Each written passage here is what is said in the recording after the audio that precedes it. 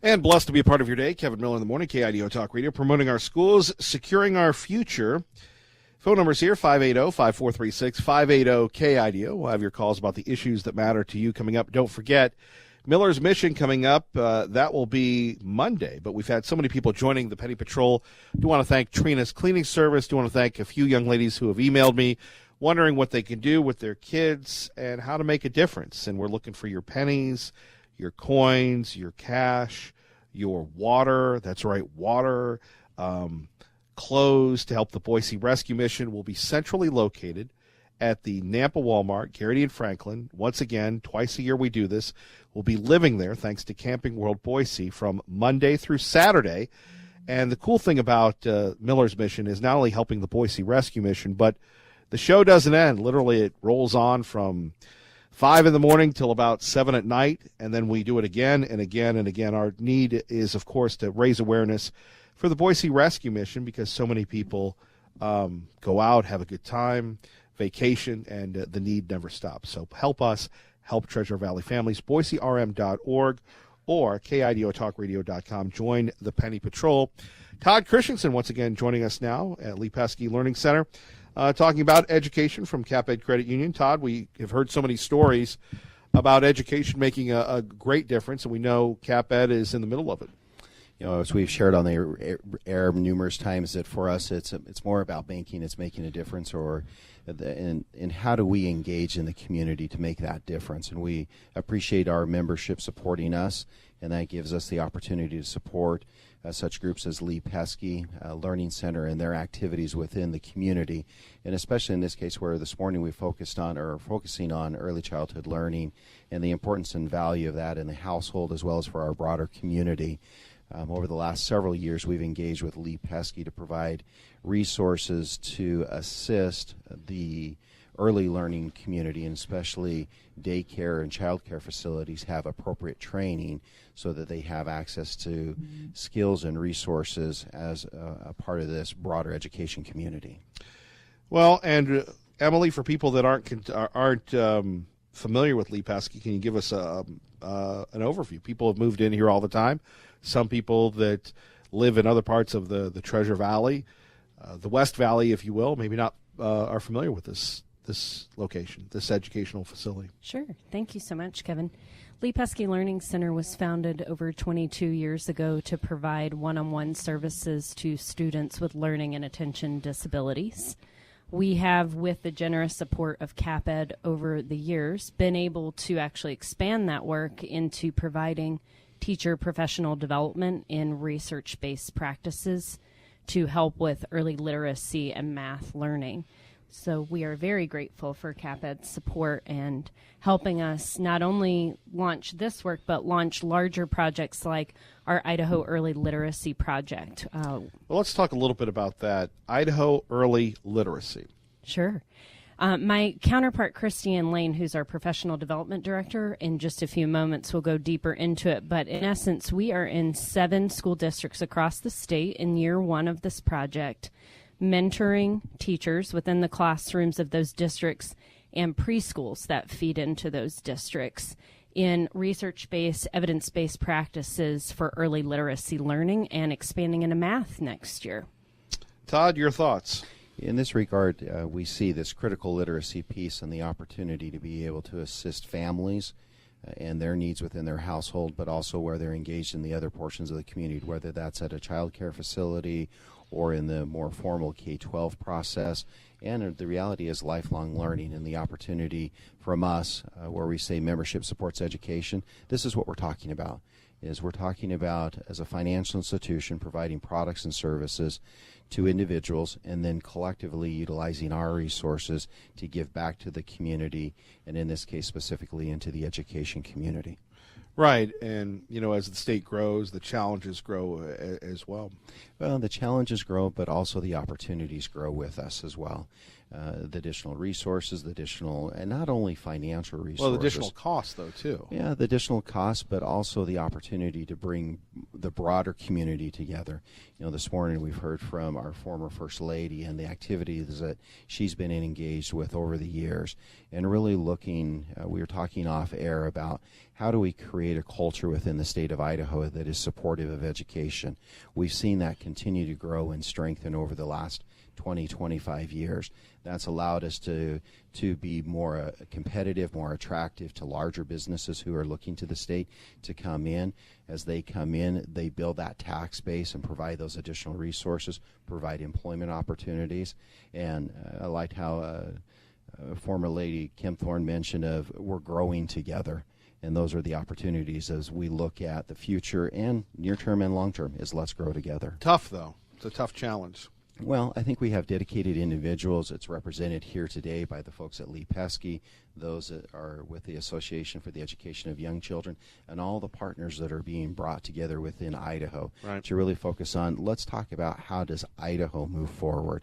Let's identify the opportunities that Idaho has, and then let's control our own destiny. All right. Emily, anything else you'd like to share with us? I'll just note with Dr. French from Caldwell Schools, our superintendent from Caldwell coming in, it's an important piece to note that Caldwell has been a public school system that we've worked closely with that's provided funding for this, but then private partners like CapEd have kicked in. So that's what we're going for here is this collaboration. Yeah, a lot of kicking in to make this work successful. Well, thank you both. Appreciate it. Absolutely. Thanks for being here this morning, Kevin. Todd, wouldn't do it without you, literally. Well, oftentimes I make you speechless. Right now I'm speechless, so glad for the laugh and the it's near and dear to your heart. Near and dear that as we see our banners and our information out there, it's more than banking, it's making a difference. And today we're making a difference of being able to share the importance of early childhood learning and the opportunities that individuals, families, and our community has.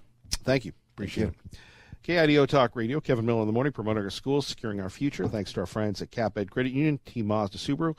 Joined now by the Director of Professional Development, Lee Pesky Learning Centers, is Christiane Lane. Christiane, thank you for joining us. Good morning, Kevin. Thanks for talking with us this morning about such an important topic.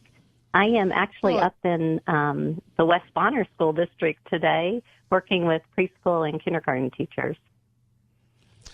Well, we've heard so much about the importance of, getting kids while they're young. Any advice that you would give parents right now listening that are, that like all parents and grandparents and uncles and aunts and anyone associated with kids, you talk about the redemption of our society. Just hang out with a little kid and you go, here's a chance to make a difference. What would you say to them to encourage them to read, to really help their child, even if they don't have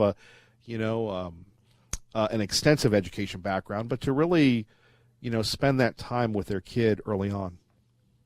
Yeah, absolutely. One of the most important things they can be doing is talking with their children all the time and giving them new vocabulary words and really expounding on their language skills. Reading to children on a daily basis with a variety of books is incredibly important because that exposes children to a lot of new vocabulary words, new ideas as they're listening to stories and trying to comprehend what's happening in those stories. They then become familiar with how stories work and informational text, which is going to be really important as they enter kindergarten. Exposing them to print, pointing out signs. That sign at the end of the street says stop. See, it starts with an S just like your name does. So we want to point out environmental print all the time. The name on the cereal box that says Cheerios. We want to point out letters and expose children to the alphabet because we know that that's a really high predictor of early reading success. And sound awareness is really important. So that means listening to a lot of rhymes and singing a lot of songs so that the sounds of our language are heard over and over again in really playful ways, because we know that rhyming is one of the really critical beginning sound awareness skills. As children enter school, they'll be taking the sounds of our language and blending them into words. So that's something that we help parents with we have a lot of materials as well, and even free materials. So we have a wonderful app for parents called Go Parents, and they're great ideas for children from birth to kindergarten that parents can access. We have Every Child Ready to Learn, which is a wonderful book that we developed with all different ideas that parents can do with just materials at home. But it's really organized around those three big ideas: developing that language and vocabulary, developing sound awareness, and developing print awareness. So is there one website, again, people are in their cars all the time, and they can go back and get the recordings of this at KIDOtalkradio.com after 10, but is there an easy one site fits all, or are there just several? I mean, you mentioned the app, but again, people are busy. Maybe they're hauling something or, guarding something or what have you. Right. At our website, Lee Pesky Learning Center, if you just Google that, we have resources for early educators. PBS has wonderful resources. The library has great free resources for parents. Get Ready to Read is a website that has fabulous resources as well. Those are actually four of our favorite websites. Well, anything else you'd like to share with us, Christiane? I know you're up there running around and spreading the word. Yeah, well, we've been at this for, 10 years with the Idaho Early Literacy Project. And this year alone, we're working with 65 early educators in preschools and daycares. We're working with 97 kindergarten teachers from 7 school districts. And all of that effort is to really build this strong, system. We started with wonderful support from Congressman Simpson back in 2008, and he helped us to really kick off this effort. But now that we've been doing this for 10 years, we have wonderful materials. We have such incredible support from CAPED, United Way, YMCA, school districts. And, Emily and Todd are right on. It's all about this collaborative effort that we all come together to improve school readiness and early education, because statistically we know that if children get off to a good start, that's everything. And a lot of them, if they don't get off to a good start, statistically don't recover, don't become those strong readers without a whole bunch of intervention, which is really expensive. Right, and again, you're working throughout the Treasure Valley in school districts like Caldwell, Kuna, Mountain Home, and Nampa, and hopefully that'll be expanded. Christiane, we appreciate it. Thank you. Yeah, we're bringing on Emmett next year, too, so I want to do a shout-out to them. Thank you. Well, I know a couple people in Emmett will be very happy about that. Thank you, ma'am. All right, thanks. Bye-bye. Bye-bye. Again, Ray, we're going to have to check on that. That beeping, something's going on. I don't know if we have call waiting now on our phones or what, but that's very strange. That beeping going on while we're talking to folks. Could be the NSA, could be the Russians. Kevin Miller in the morning. Phone numbers 580-5436, 580-KIDO. Do you use cash at all?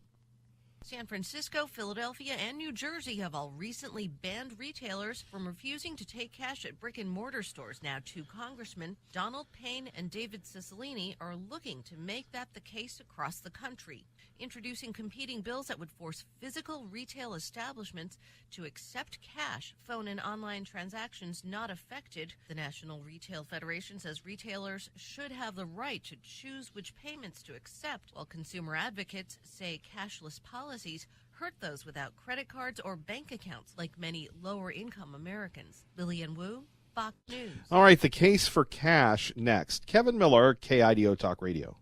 And Kevin Miller in the morning, trying to figure out how we learn. And Tammy Olson joining us, the pre-K training specialist, a pre-K training specialist. I'm sure you'll correct me. The pre-K training specialist. Thank you very much. Pesky. There we go. At Lee Pesky. For parents, there's always a challenge. Maybe they were an overachiever in education. Maybe they weren't. And they go, how do I get the importance of education to my kid? I mean, some of us, unfortunately, read about or hear about it later in life. this is obviously not just a job for you, it is your passion. So for people tuning in, whether they're a young mother of 26, a father of 37, a grandfather of 59, what would you say? I mean, this is what you do for a living. At home, the most important thing is just to show that you value education, because if you value it, technically, your kids see that you value it. And you can show young children you value education and learning by reading stories, talking about the alphabet, working on rhyming at home. And those are all skills that if they get at home, even if they aren't going to pre-K, they'll take those into kindergarten and be more ready than if they didn't have those. And this has been an incredible broadcast because we've learned so much about technology. And, some of us have grown up with, in the non-digital age, where we actually had the farmer, the old MacDonald, and you spun the wheel and you pulled the cord, and those things are still available. But now you push the tablet or what have you. Yeah. How important is it, to open up a book as compared to playing a game, which may be educationally based, because they have marvelous games on tablets and those sorts of things now, but that concrete where you physically grab the Lego logs or and build something with your hands, or hold a book, or right, practice math with manipulatives instead of on an iPad. Right. Technology is great, but it can't be our only learning source. Kids learn best when they feel connected to the topic and the person that's teaching them. And so if they aren't connected, if they're just learning on the iPad, oftentimes they're not picking up all of the content, and it just kind of glosses over their head, or they're figuring out, oh, there's a pattern to this game, and I can just go do, do, do, do, and I'm good. So maybe they aren't actually understanding the content of the game. Versus if you sit down and you read a book with your child, you have that time to form a connection with them. You have time to talk about the content of the book. So maybe there's a really good lesson in the book that you want to impart on your kids. And if you just hand them the iPad and look through the book on there, you don't have that time to converse with them or ask them questions about what they think. Right. And we go back to, and you have a lot of the young people that are digital natives and such, and they learn from the YouTube. But YouTube can't replace a parent, right? No, YouTube cannot replace a parent. My kids are YouTube natives. They spend a lot of time on YouTube, but it's still beneficial. Like, my daughter is very interested in makeup and makeup application and doing special effects makeup. So am I, by the way. Yeah. Okay, great. I can tell you have this great makeup look today. Rosacea fits me well, yes. Yeah, me too. And so she watches a lot of YouTube videos on it, but there's nothing quite like taking that physical time to actually apply, have somebody show you how to apply, and then, you learn better that way if you watch and do instead of just watch. How do you motivate the parents? And again, education is relative to a lot of people. There are a lot of self-made people and say, I don't have time to read, or my kid drives me crazy. Something of that nature. I know no one's ever said that before, but Tammy, when you deal with the pre-K, I mean, those kids are screaming, they're jumping on things, they're all over they could be a wrestler the way they're, high flying and stuff. Well, and that comes back to that connection piece. If you take that time to connect with your child or connect with the classroom of children you're working with, then they're less likely to jump around like that or act like crazy monkeys all the time. They're going to be interested in what you're doing because you've connected with them, and they're more likely to come and say, oh, yeah, I do want to read a book with you, or, oh, yeah, I do want to play this game with you. So it's that connection, and that's something that we're missing a lot now, especially with all of our technology. Indeed. What's the best advice you can give, and not just spend time with your kid, because we've heard that one. Yeah, not just spend time. Right. Figure out what your kid is interested in. So my daughter is interested in special effects makeup. We make sure that she has access to those things, and I look for activities she can do and whatnot. My son is into game design, so I make sure that he goes to a school that allows him to do an internship, and right now he's building virtual reality games. as an internship his senior year. So that's, make sure that. And that all started from reading and books and concrete stuff. And then building on and figuring out what they were interested in and getting them the access to the tools and the activities too. What do you say, though, to the parents that might be intimidated? Because look, we're all intimidated. Yeah. Some of us respond with huster and bluster, blah, blah, blah, blah, blah, blah, blah. Kind of like this program several times a week. However, to give them the courage to go, this is what I don't know. I'd really like my child to learn this. Any ideas? I know nothing about building video games. Right. I can tell you that right now. A lot of that was me going, okay, you're into video games and you're never going to be a YouTube star. So let's find out how we can get you involved in games in a way that you can use for your lifetime. And so it was just a lot of research on my part, finding out what was in the community. We have a lot of really great resources for tech industry people. Right. And finding out how to get him involved in those activities. Or my daughter can take classes at Oliver Finley. They do special effects makeup classes. So finding out those resources. And that's all about getting connected to your community and figuring out where to get those resources. Taking the time. Yeah. It really is about time. And Right. it all kind of boils down to that, Right. unfortunately. Tammy, thank you. Thank you. See, it wasn't so bad, was it? All right. KIDO Talk Radio, traffic and weather together. Let's get you to work safely and on time. Good morning, Dave. You're listening to Kevin Miller, KIDO Talk Radio, 107.5 FM, 580 AM. Good morning, Maggie. Blessed to be with you, Kevin Miller in the morning, KIDO Talk Radio. By the way, our Kevin Miller cash code word for the 8 a.m. hour is PARK. PARK. Remember your chance to win up to $5,000 on KIDO Talk Radio. Just go to our website and check that out. Type in PARK, and the more words you get, the more chances you have to win up to $5,000. Coming up, why you're going to like what AOC, Alexandria Ocasio-Cortez, has to say about something. We'll take your calls at 580-5436, 580-KIDO. But from the thank goodness that we live in Idaho segment, California, from USA Today, could be the first state to ban gasoline-powered cars. That's right, gasoline-burning cars. A top regulator came close yesterday, but ultimately backed away from directly raising the notion of giving the boot to exhaust-belching automobiles, a staple of life in the freeway-happy Golden State for more than a century. Now, for those of you that have moved to Idaho from California, we respectfully ask you to change your license plates. You're in Idaho now. You're not in California. You're not in SoCal, NoCal, who cares Cal, blah, blah, blah. Orange County this, the Bay Area that. It's over for you. If you've bought a home, rent a home, want to be part of the Idaho lifestyle, again, and we're the only people that say this. Everybody else, I guess, is afraid they don't want to be offensive. But truly, you need to change your plates. You need to change your driver's license. If you're buying a house, and of course, I love all the people from California that did it the right way. They got a job at 18, retired at 48 or 55 or 58, and it's wonderful, and they get the pensions. And look, I'm not envious or jealous of people retiring in their mid-50s as the rest of us pay for those things.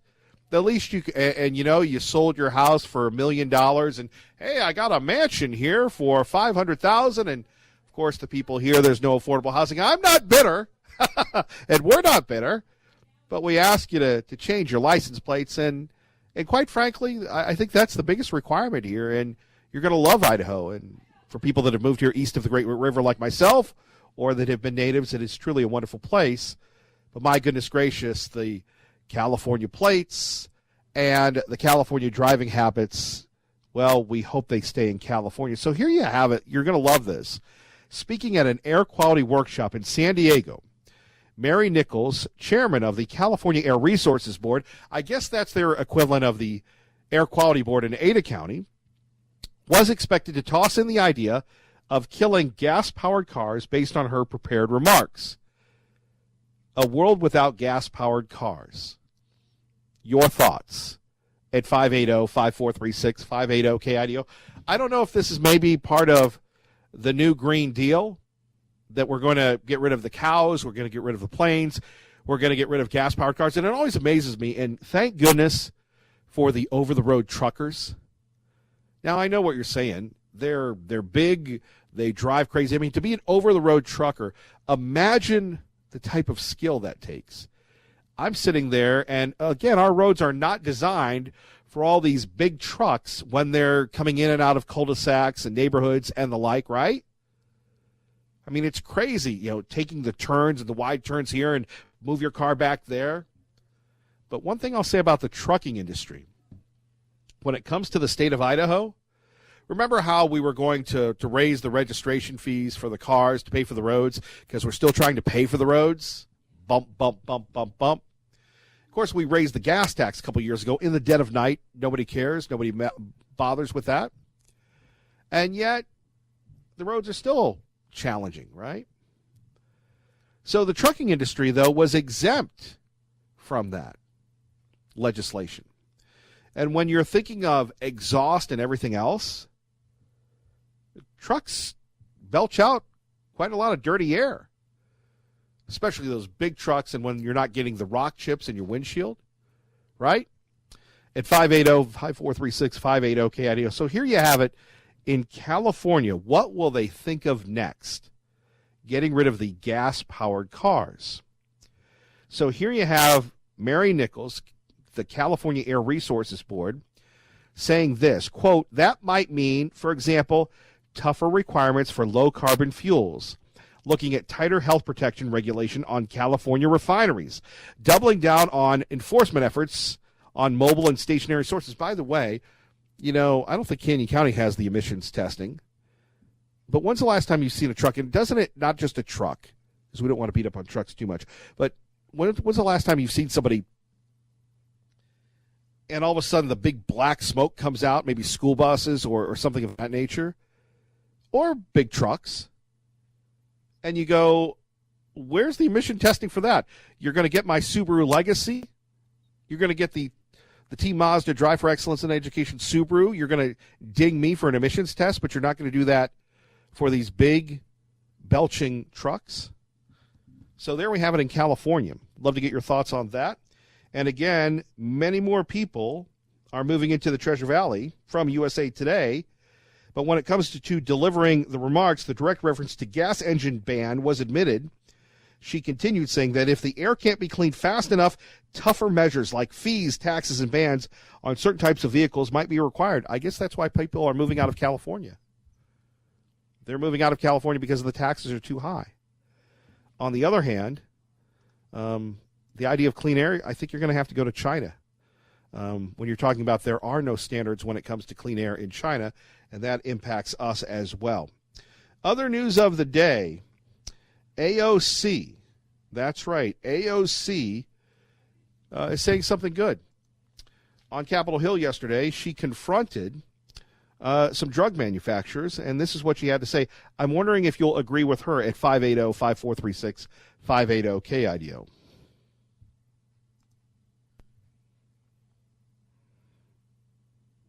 What your constituents feel.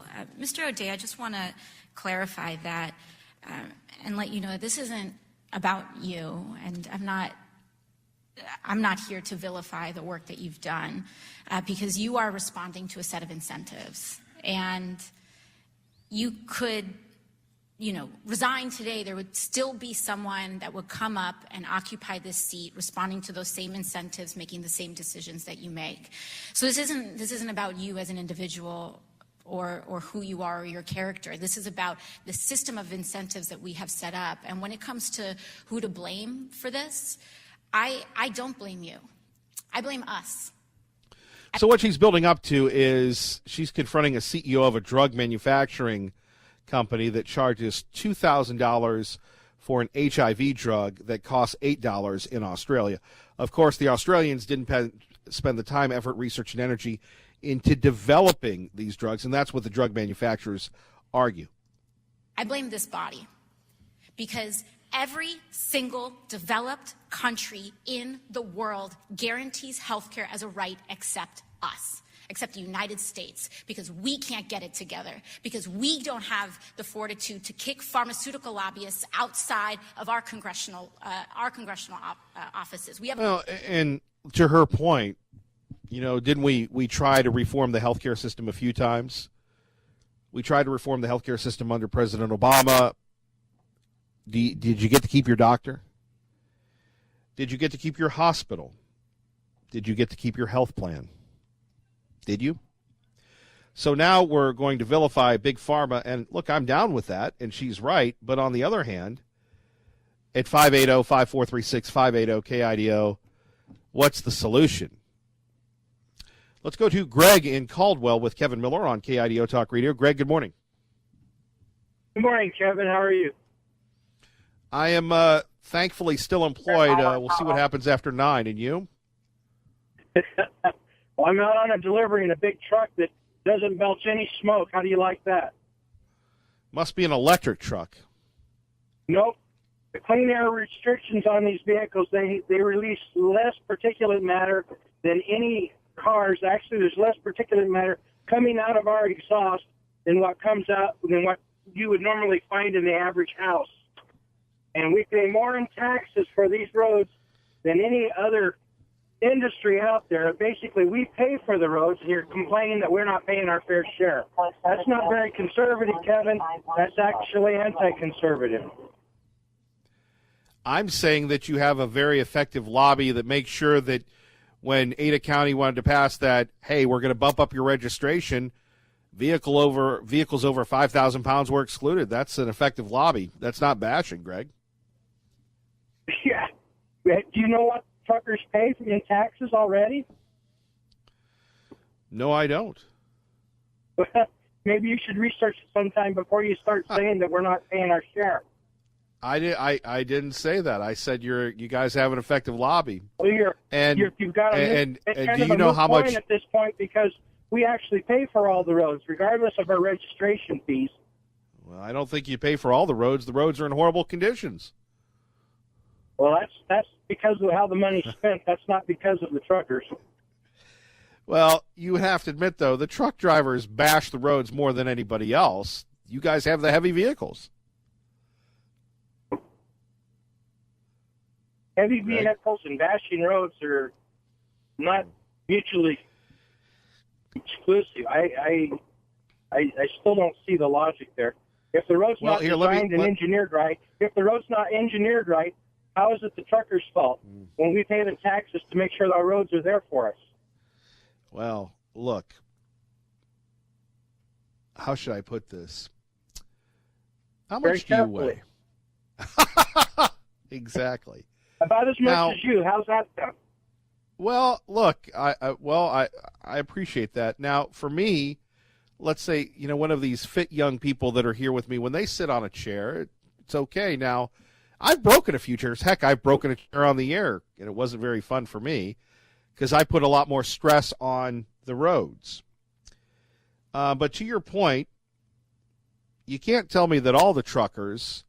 No, let me rephrase that. All the trucks are clean air thing. You've driven down the road and seen the black air soot coming out of either a big diesel or a big truck, or not so big truck, a gravel truck, if you will, haven't you, Greg?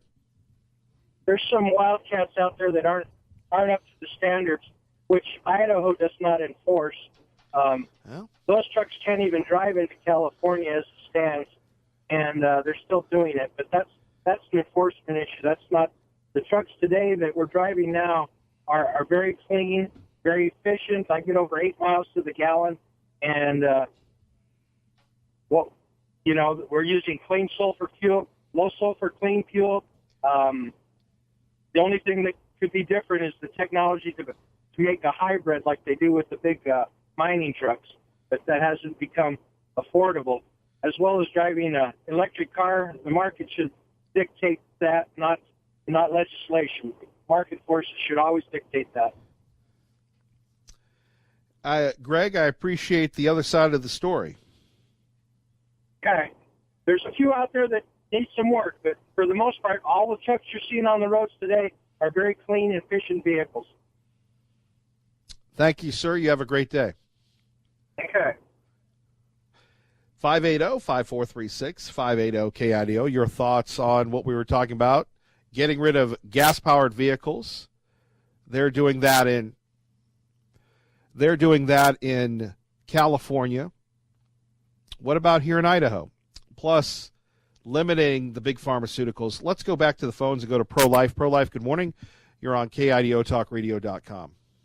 Well, there should be a natural limitation to the pharmaceuticals, because if people wake up and realize that herbal and alternative medicines are better, and especially nutrition, I mean, if you eat terribly and don't get the right nutrition, and then you think that pharmaceuticals are going to heal you, you're a pretty dumb person. And but anyway, that's you're saying pharmaceuticals don't work? Well, yeah, they work a lot, but they have side effects that I mean, your drug companies are always getting sued for some kind of side effect. And the vaccine. Well, what about the topic here where you're paying $2,000 for something that you could get for $8 in Australia? Yeah, well, see, people shouldn't buy it. Maybe they should take a vacation to Australia, or I don't know what they should do. Maybe. What do you mean you don't know what they should do? You called me. Black market it in here. What do you mean black market it in? We're not lawbreakers. Well, maybe you need to be when somebody's taking advantage. No, we don't break of the you. law here. We enforce the law, sir. And if you're a lawbreaker, I'll citizens arrest you right now. You'll arrest me right over the telephone, won't you? I will, by the powers vested in me. Well, no, alternative medicine is better than chemical and surgery. Sometimes you have to have surgery, and sometimes you have to use chemicals for pharmaceuticals for life-saving kind of stuff. But to really have a quality life, good nutrition and herbal medicine is better, and it's a lot less.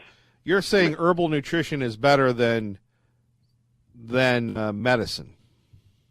Yeah, I mean, if you're going to eat. Now, where did you get your medical degree from? Well, I got it through 77 years of experience. But I mean, if you're going to eat... Just because you have the experience doesn't mean that it works for everybody, does it? Well, if you're going to eat sugar instead of honey, or and stevia instead of some refined sugar, you're going to get in trouble because your endocrine system is going to get messed up. And, you know, there's a reason we have so much diabetes. And, you know, now we have a lot of childhood diseases that we didn't have when I was a kid, because there's about 10 times the number of vaccinations, and it's causing the overload on those children's systems, and then they have autism, and they have all kinds of autoimmune breakdowns. It's really pretty simple, but people, I mean... I don't know about that, Pro-Life. I was a fatty as a kid, and I'm a fatty now, and I'm fine. Thanks for the call. Kevin Miller, KIDO Talk Radio. The company says the software fix to the anti-stall system is done and has been tested more than 360 hours on 207 test flights. Right now, regulators from the FAA are submitting questions on that new software, and once they and regulators from the other countries are satisfied, Boeing will schedule its certification test flight, and once that's done, we'll submit all the documents for final certification. The FAA will be under intense scrutiny as it's taken a lot of heat for relying too much on Boeing engineers during the initial certification of the MAX. During a hearing on Capitol Hill, the agency's acting administrator was grilled by House members about why some key safety features were allowed to be optional. And there we have it, possibly the return of the 737 MAX. How many of us will actually feel comfortable flying it? Take it from Boeing, everything is fixed. Good morning, Kevin Miller in the morning, KIDO Talk Radio. Back to Alexandra Ocasio-Cortez confronting the drug makers. She's mad because there's a $2,000 price tag for a prescription here in America. It's a drug, it's an HIV drug that in Australia costs $8. We have a leader here, Mr. Sarbanes, who has led in the role of money in politics. We can't even reform our own political system to make sure that we are more responsive to the people and the electorate that we seek to lead and whose votes we ask for. And so this isn't your fault. This is our fault, because for some reason for some reason, the conclusion that every single other Western or rather developed country in the world has come to, we haven't been able to come to. And there we have it. She talks about the need for nationalized, socialized health care. More on that in a minute. First, traffic and weather together. Let's get you to work safely and on time. KIDO Talk Radio. Good morning, Dave.